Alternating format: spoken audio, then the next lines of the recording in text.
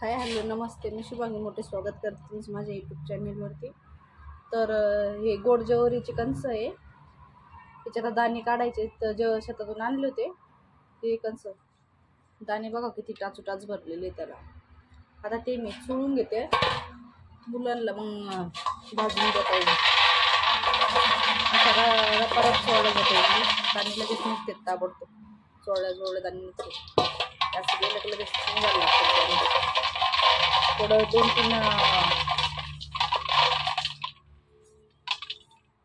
तीन फडक्या टाकल्या होत्या खायपुरत्या घरच्या घरी.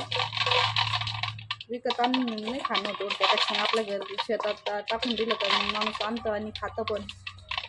तर मुलांना मग भाजून देते खायला. असं चोळा लगेच मस्त होते ताबडतोब. तेव्हा कसं कधी दाणे पूर्ण निघले. विकत 400 रुपये किलो भेटतं इथे, 1 किलो 400 रुपयाचं.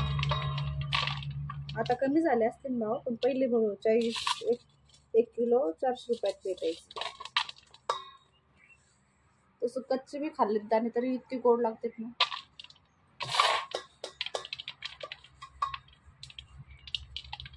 आर्य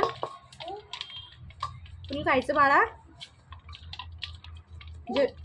हुरडा खायचा जेवरीचा.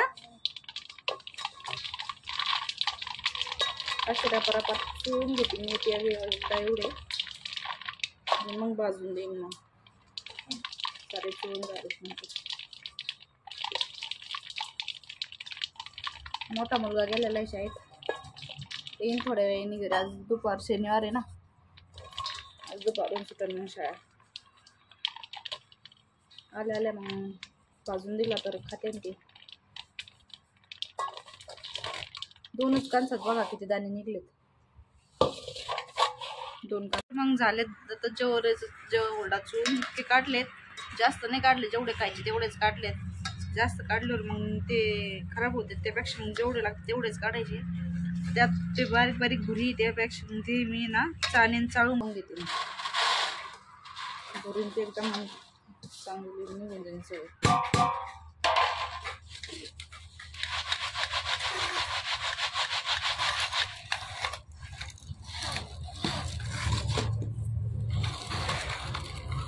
तिकडं होय दादा.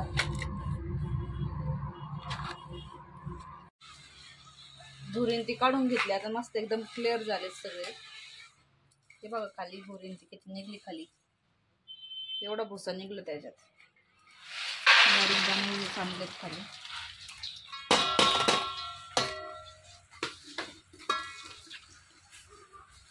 आता हे मस्त तव्यावर भाजून मग मीठ टाकून खायचे, एकदम छान लागते. त्याच्यासोबत चटणी कधी असली ना मग त्या अजूकच चांगलं छान लागतात, एकदम भारी असे.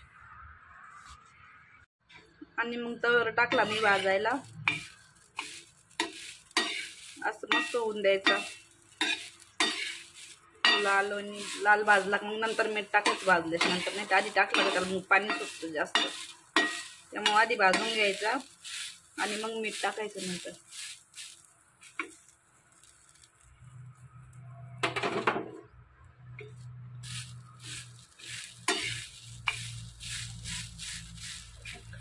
असं भाजून घेतला का मग त्याच्यानंतर मीठ टाकून द्यायचं त्याच्यावरती. थोडंसं जास्त नाही लागत त्याला, मीठ गोड असतं त्यामुळे थोडंसं मीठ टाकायचं.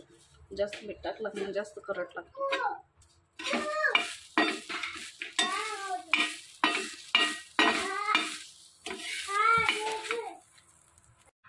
कस काय लागतो बाई हुरडा? छान आहे का? शाळेतून आला तो आणि मग बसला हुरडा खायला. चला तर मग आजचा ब्लॉग एवढाच होता. Bye bye.